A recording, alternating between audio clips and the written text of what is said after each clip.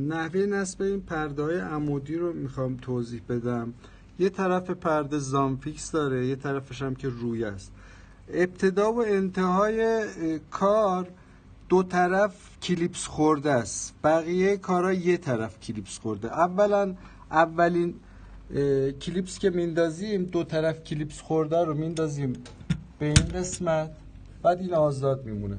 پارچه بعدی رو میاریم، دوباره زامفیکس رو به پشت. این رویه بدون زامفیکس با این رویه بدون زامفیکس به هم چفت میشه به این شکل. میندازیم داخلش، دوباره این آزاد میمونه.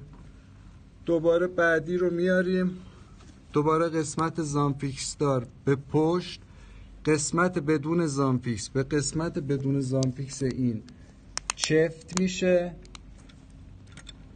دوباره اینو میندازیم و بقیه رو همین شکلی قسمت بدون زامفیکس به قسمت بدون زامفیکس چفت میشه و انداخته میشه. دقت کنید که همه پیله ها روتون باید قرار بگیره، قشنگ عین پارچه که پیله شده.